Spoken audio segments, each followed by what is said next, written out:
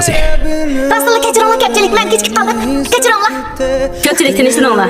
Tövbanda sizlarga to'lish turgan kishi bo'lsa, San'at institutining millatlar usuli aspiranti Nazi, ya'ni bizning bugungi tajriba sinfimizning o'qituvchisi. Ko'pchilikka rahmat. Rahmat Aliyamoli. Alligayni bo'lib biz bir oydan ko'proq vaqt sarf qildik. Bu senin qasddan o'rinlashtirganing. Shundaqmi? Nazi ishkeligini nima qilmay aytmaysan? Agar men sana aytsam, sen yana kelatdingmi? Qandoqla bo'lsin, sizlar ishinglar shuncha yaxshi ko'rishgan. Garchi u Angliya usul shu yaniga ketgandan keyin sen bilan ayrilib ketishni o'tirib qo'ygan bo'lsa-mu, biroq sen yanalar mening vasiyatimga o'rnab aytding. O'tib ketgan ishlarni tegishmayli. Irfon, sizga keldi. Irfon, seni chaqiryapti. Mening dadam butun mamlakatga mashhur muzikant. To'lg'um usul muzika turtini aytirib tashladi. Aman. Bu mahoratga kelsak, kechiringlar. Men tayyorlik qilmadim. Mening singlim she'rimni tayyorlik qilmadi. Shunga Ko'pchilik yaxshimisizlar? Men Dilyor, menmi tayyorlik qilmagan edim.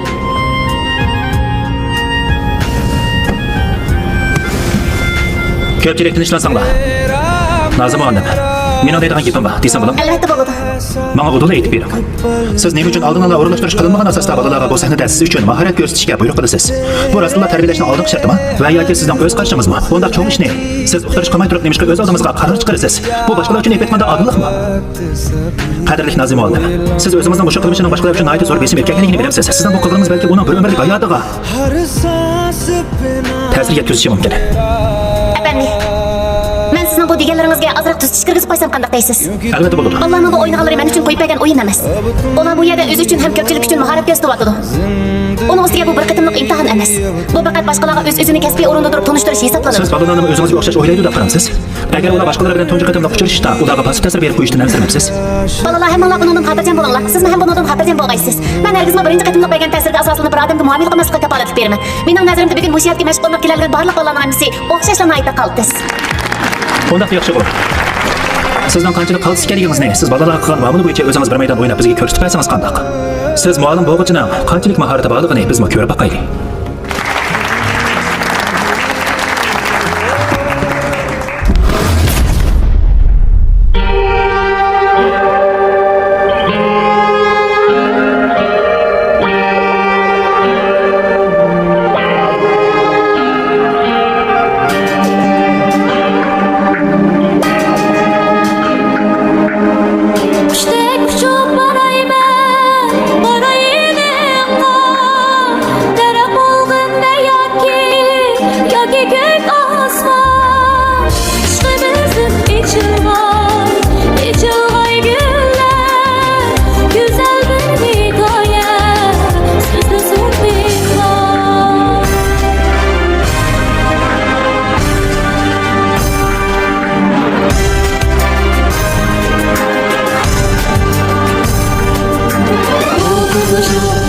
Şamalda çıkıyor da mahalle beler derdimiz mi sen olsun için hayat diyen güzel esine derdimiz mi sen olsun için hayat diyen güzel esine.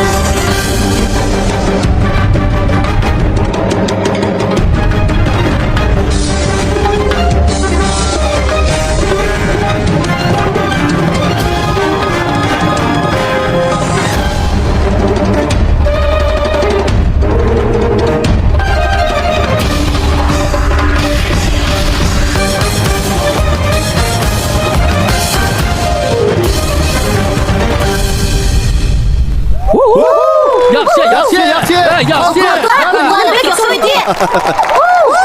Yaxshi.